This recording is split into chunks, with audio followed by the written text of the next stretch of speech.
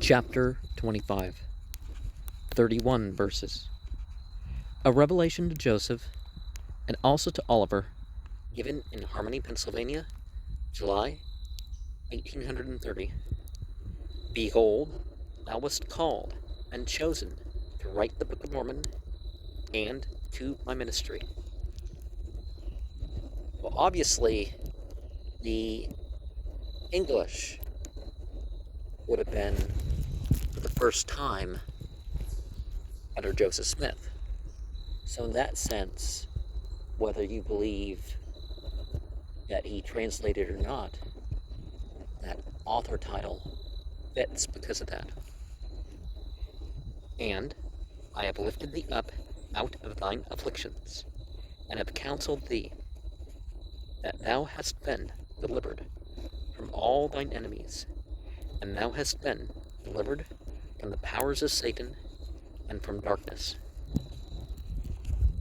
The first vision account was that he was overwhelmed with this sense of darkness, and that was lifted.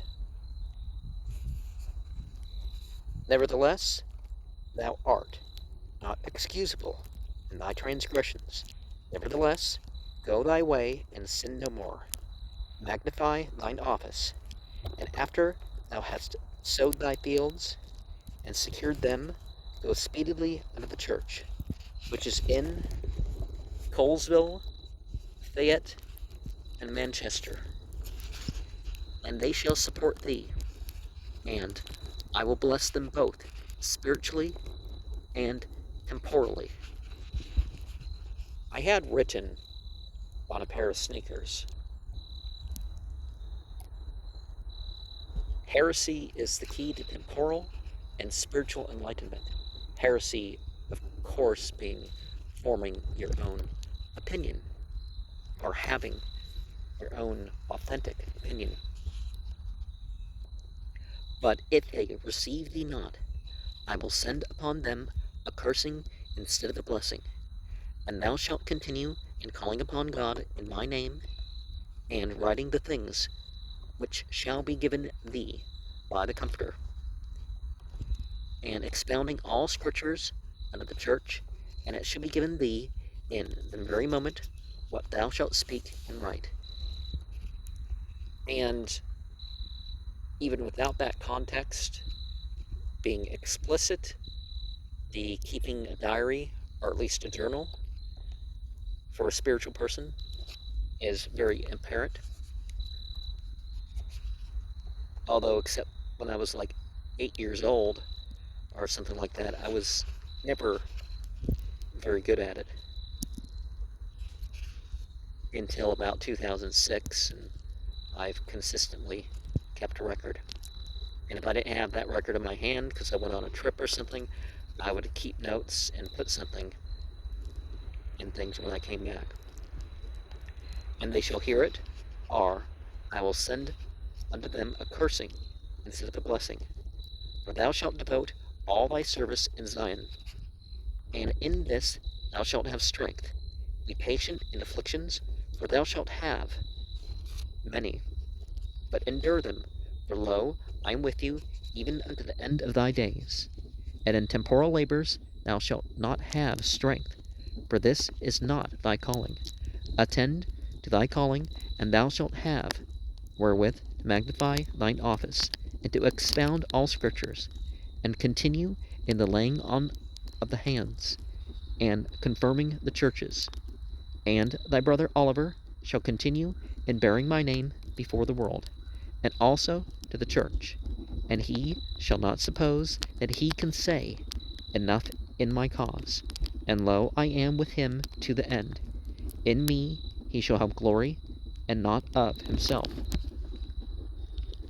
whether in weakness or in strength, whether in bonds or free. And yeah, regardless of your physical ability or physical situation, there is certainly a status beyond that.